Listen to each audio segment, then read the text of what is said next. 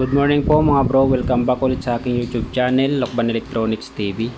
So bago to tayo pasalamat lang muna tayo sa ating Panginoon sa pagkataon na pinagkaloob sa atin, lalo na sa ating mga kalusugan mga bro, at lalo sa ating mga kalaman. So ngayon nagbibihis lang po ako. Papunta po ako ngayon sa isang backjob po to na pupuntahan ko. Ginawa ko kahapon. Nagchat ulit sa akin yung customer, sabi daw ay nawalan ulit ng picture. So ngayon titingnan natin kung anong problema ng TV ng ating customer.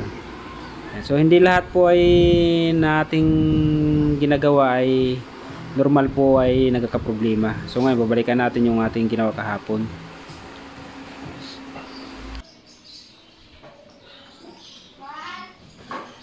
Ayan. So nagpo-prepare lang po ako sa ating mga dadalhin. Yan yung aking munting kabayo. So yan ang aking kasama, umulan man o umaraw, yan ang aking kasama lagi sa aking pagsiservice.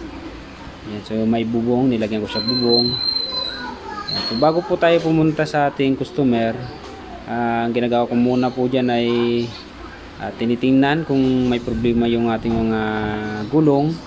At the same time, titingnan natin yung brake. Kasi importante po yan sa pagbibiyahe yung ating brake. So yan, inaayos ko lang po yung tali ng aking bubong kasi nabaklas na. Yan. So yan ang aking partner sa aking negosyo sa pag-home service. So yan na aking motor ay kung saan nakakarating. Nakakarating po yan ng malalayong lugar. Yan. So malaking pakinabang na po itong aking motor. Ano pa kakamahal kong motor. Ayan. So natapos na po natin ayusin yung aking bubong. Ngayon ipalis na tayo. Ipalis na po ako papuntang customer. Ayan. So bago po tayo umalis, kailangan manalangin muna tayo para sa ating safety na makarating sa ating kliyente at makarating din ulit makabalik dito sa bahay sa ating mga pamilya. So laging mag-iingat sa ating pagmamaneho. Laging isipin magbaon ng mahabang pasensya kasi malimit sa kalsada ay marami tayong nakakasagupa ng mga motorista. Alis na po ako mga bro. So ayan na nga. So nandito na po ako ngayon sa area ng ating customer. So malapit na po. At nandito naman yung ating kasama sa ating pag-home service, KGR TV. Supportan niyo po kanyang YouTube channel. So yan na nga, nakarating na po ako sa aming customer. So, tinanghali na ako dyan ng dating. Nalit na ako. Yan. At ito rin yung ating kasama sa ating pag home service, KGR TV. Yan.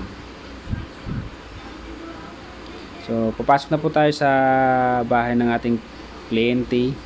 At ito na nga yung ating TV na gagawin. So ito po ay ginawa ko po ay backlight. So check natin kung anong problema nitong TV ulit, kung bakit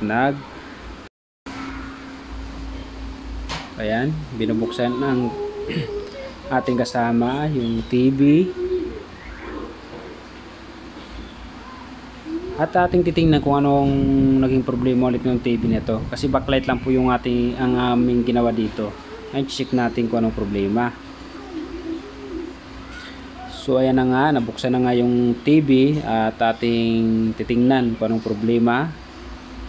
Ayan na, tapos na. So natapos na yung ginagawa nating TV. So hindi na ko po pinakita kung anong problema. Pero ang naging problema nito mga bro ay inverter po. So backlight yung problema niya dati, kahapon. Ngayon, inverter naman yung bumigay. So ayan, hindi ko na pinakita kasi alam ko naman na alam nyo na po yung kung paano gawin yung inverter. So ayan, tapos na po yung ating ginagawang TV. So maraming salamat po. Ayan yung ating kasama, KGR TV. Ayan, alis na rin ulit kami, pabalik na ulit kami sa aming tahanan. So maraming salamat po na nakarating tayo sa ating customer ng ligtas at nagawa natin yung TV. At sana naway ay makabalik tayo ng ligtas din sa ating mga tahanan. So lagi tayong mag-iingat sa ating pagbibiyahe. So maraming salamat po. muli sa mga sumusuporta sa aking YouTube channel, Lokban Electronics TV, at huwag niyo po kalimutan suportahan yung aking kasama, KGR TV.